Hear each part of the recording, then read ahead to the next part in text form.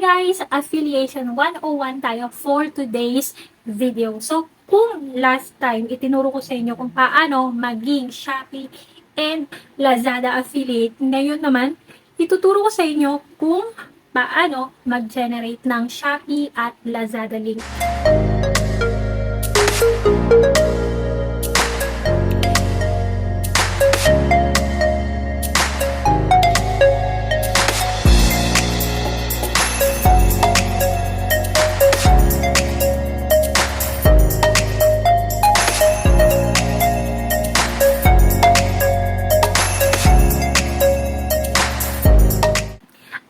So, syempre, bago tayo mag-umpisa, mag-shoutout muna tayo sa ating mga legit trust backers. Ayan, unang-una na nga dyan si Lodi Cath Rose, si Lodi Guapings Barin Reyes, Jennifer Agan Montero, Josh Ismael, Jonas Lim, Aljane Borja, Mark Bernacer, si Madam Elsie Diaz, si Lodi Kevin J. Ofalia Galusong, at syempre si Master Buran Jut TV, at syempre si Ate Merlinda Severe. Nandyan pa rin si Lodi Christian Wahid. And syempre, hindi mawawala sa listahan ng ating star sender na si Lodi Isabella Villasales. Thank you po ng madami sa inyo, lalo na po sa ating star senders. Dahil yung mga star na pinadadala ninyo, malaking tulong po yan at malaking suporta po sa aming mga content creators. Kaya maraming salamat po talaga. Sana ay huwag kayong magsawa na tulungan kami at suportahan kami sa mga videos na ginagawa namin. So, ito na nga. Sa mga kakasign up pa lang at wala pang idea kung paano makapag-generate ng link para kumita sa Shopee at Lazada affiliation, huwag kang mamroblema dahil ituturo ko sa iyo kung paano.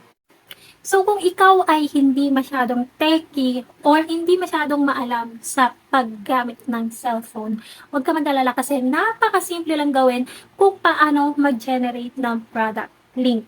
So, for today's video, hahatiin natin ito sa dalawang part kasi masyadong mahaba kung sabay kong ituturo sa inyo kung paano i-generate ang product link sa Shopee at Lazada. Kaya ang unang ituturo ko muna sa inyo ngayon ay yung pag-generate ng product link sa Lazada. So, dito, ang unang gagawin natin is syempre, pumunta lang sa Lazada app at i-click ang iyong account. Pagkatapos, hanapin natin ang Laz Affiliates at i-click.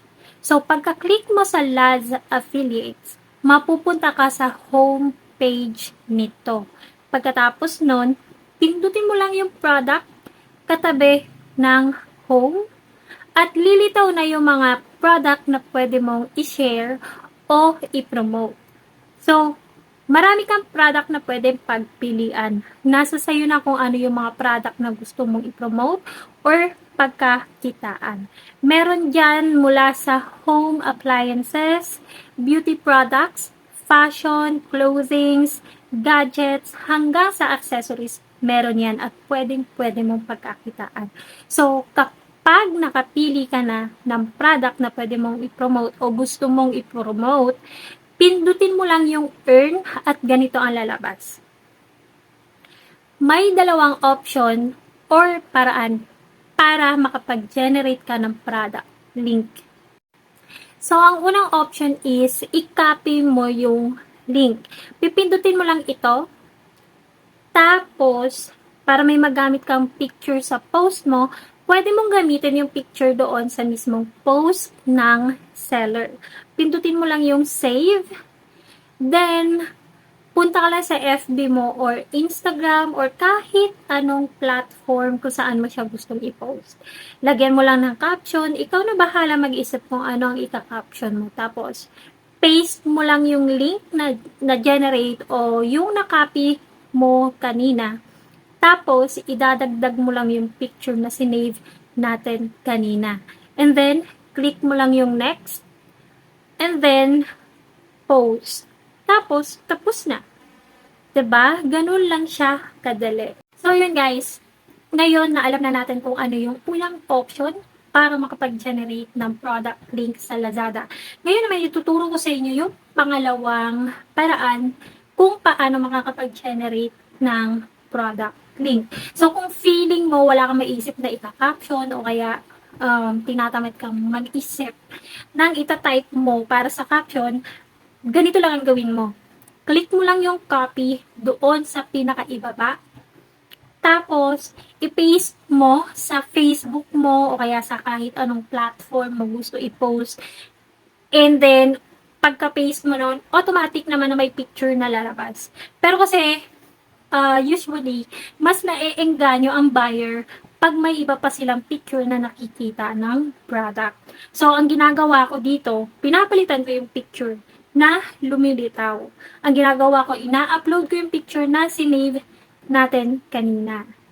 Gaya nito. Ayan.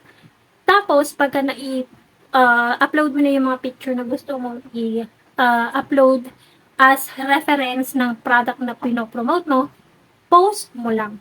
So, yun guys. Ngayon, may idea na kayo paano mag-generate ng product link sa Lazada. Bukas naman, ituturo ko sa inyo yung sa Shopee. Mas madali na lang yun guys. Promise. Follow me for more tutorials and vlogs. Kung napanood mo ito at hindi ka pa nakafollow, huwag ka nang mahiyang pindutin ang follow button. Paki-like na rin or heart react na din if nagustuhan o nakatulong sa'yo ang video na ito. Again, thank you so much for watching. See you on my next video. Bye-bye!